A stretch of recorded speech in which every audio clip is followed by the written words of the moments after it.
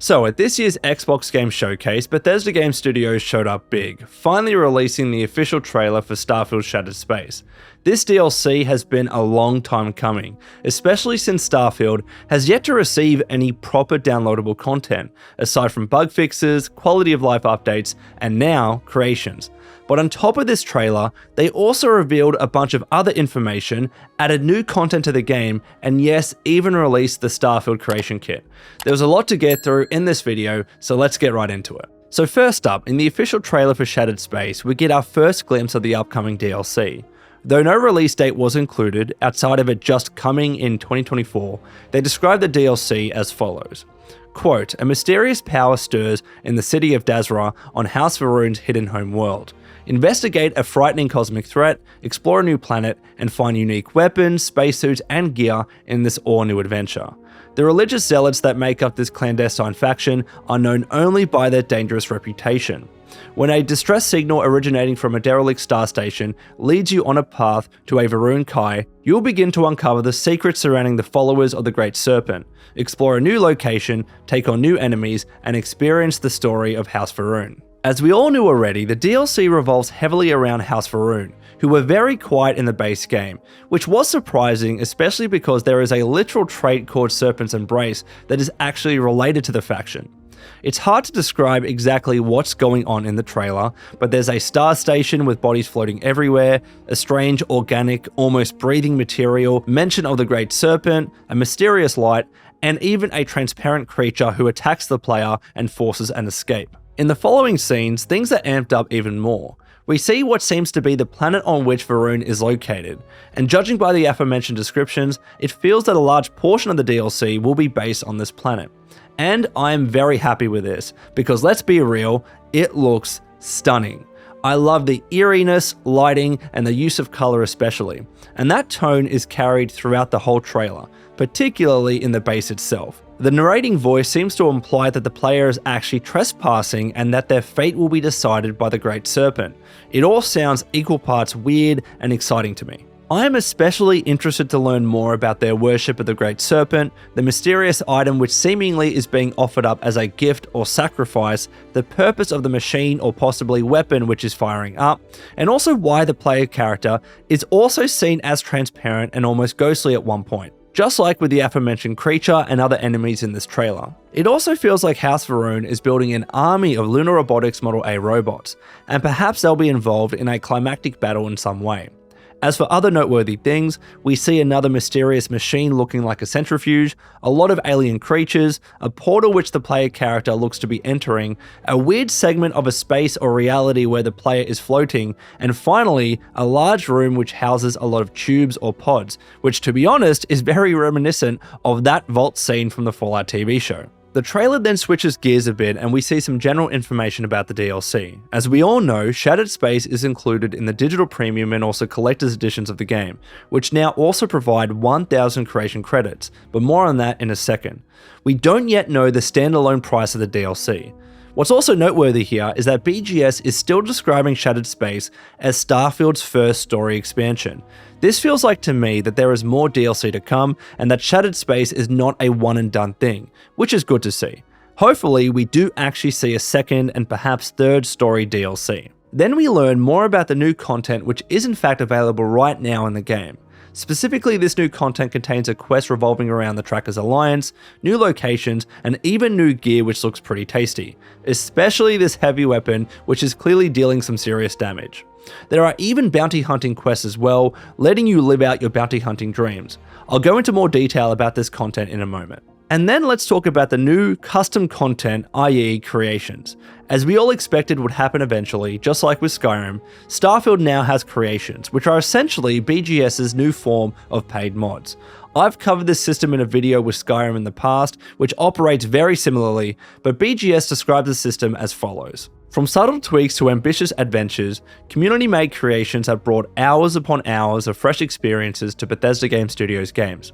With the Creations platform, it is now easier for players to discover, access, and play downloadable content made by professional developers and enthusiasts alike, all within Starfield and Skyrim Special Edition, and we'd love to have you contribute. Bethesda Game Studios has always appreciated the importance of community-made content, and we're proud to be able to support and compensate creators for their work through the new Bethesda Game Studios Verified Creator Program.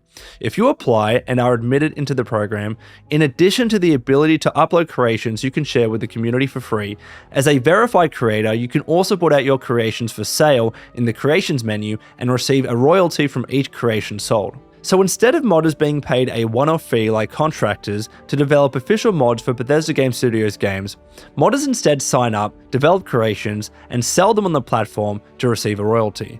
Though to this day, we still don't know what exactly the split is when it comes to that royalty. A number of creations are already available to purchase and download for Starfield, including the Vulture add-on for the Trackers Alliance quest, an Ancient Mariner module, a Starborn Gravis suit, an Observatory, the Constellation plushie set, and so on. Though, to be clear, not all of these paid-for creations are from verified creators or modders. Yes, some have had access to the beta creation kit for a while and have been able to upload creations, but a few of these quote-unquote creations are actually from Bethesda Game Studios themselves, especially the Vulture add-on. So instead of viewing these as regular creations made by community modders or verified creators, these are essentially regular old DLC brought under the creations banner which you can purchase for real money. I'm sure this will cause some level of controversy, and I'll share my thoughts in a second.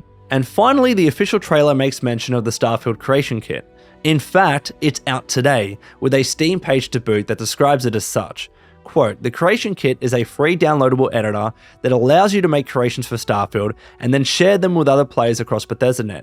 It's the same tool that we use to create the game, and we're putting the power to create new content in your hands. New quests, environments, characters, dialogue, weapons, and more." I genuinely did not expect Bethesda Game Studios to release the creation kit today. I thought they would have waited until after Shattered Space was released. It is awesome to see it so soon.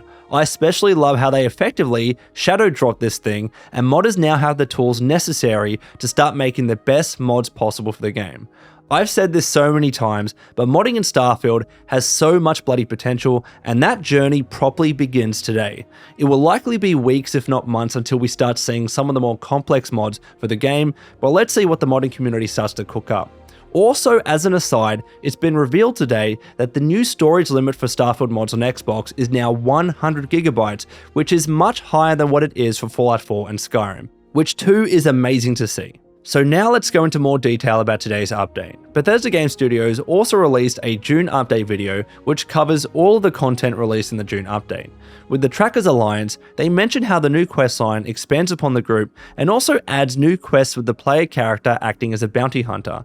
In the free new mission, called the Starjacker, a mysterious tracker from the Alliance shows up in different cities and offers you a proposal. After inviting you back to their headquarters in Aquila, you'll undergo a trial mission where you need to track down someone who steals starships, which will net you some loot in the process, including that awesome weapon I was mentioning before. BGS also stated that they're planning on periodically adding new Trackers Alliance missions, which is good, especially if they're released frequently. However, they said they're doing this via the Creations platform, which means that after this first free Starjacker mission, we'll need to pay for them individually moving forward.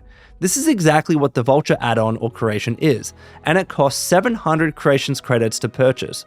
In Australia, for instance, since 1000 credits cost $17.95 AUD, roughly this means that the Vulture creation is around $12.57 AUD to purchase. In the US, on the other hand, 1000 credits cost $9.99 USD to purchase, which means the creation is about $7 USD. Yes, for a single questline. Now, I've already shared my opinions about creations as a whole, but let me summarize them again here for posterity. At least when creations are made by actual modders in the community, whether verified creators or not, I'm not against the idea. I deeply respect the hard work which modders put into their mods, and I believe there should be as many avenues as possible for them to earn revenue from that.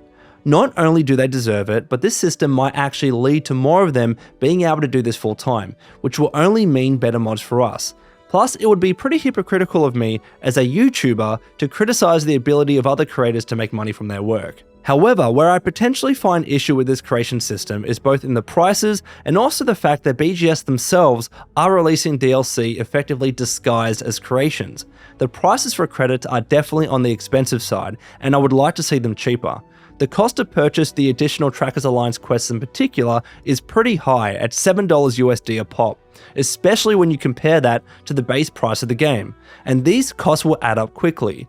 It would have been nice for these missions to simply have been included in the digital premium or collector's editions that people have paid a lot of money for already, or at the very least give those owners some sort of discount when purchasing credits. Yes, owners of those editions have been given 1,000 credits to play around with, but this was a one-off, and moving forward, you'll need to spend more money to purchase future Trackers Alliance and other creations developed by BGS themselves. Since these are technically official content, and because loot is also tied to these creations as quest rewards, it does feel like the community is being nickel and dimed a little bit.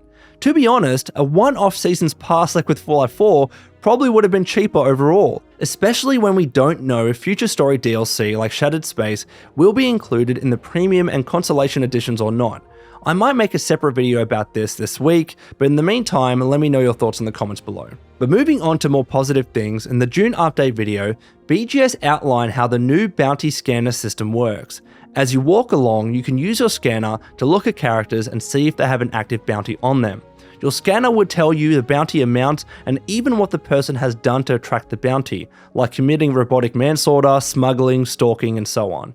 You can then confront them and persuade them to a more peaceful resolution, or not. I like this system, it's a nice little touch, and it gives us a little extra to do while we're walking around cities and whatnot, even if it might end up being a little bit repetitive. It should also be a nice source of experience and credits too. The June update also now allows us to craft ammunition, which was surprisingly missing in the base game. Though you'll first need to go to a research station and research the ammo you want to craft at a bench. Melee has also been improved too, with different tiers of melee weapons added that affect damage output, which can then be made even more powerful at workbenches. I know that melee combat and weapons in Starfield have been a bit lackluster, so hopefully this improves things. The video then spends a bit of time talking more about creations.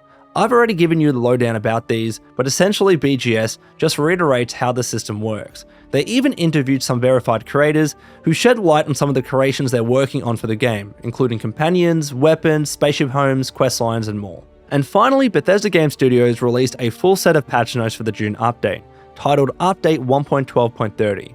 On top of everything I've already covered, these notes also mention the introduction of an Elite Trackers Alliance mission board, which I'm assuming provides a set of repeatable bounty missions that you can pick up at the bounty board and complete at your leisure. Furthermore, Bethesda Game Studios have implemented a bunch of general performance and stability improvements for the game, in addition to a small but still nice range of gameplay, graphics, outposts, and quest bug fixes, which is always nice to see.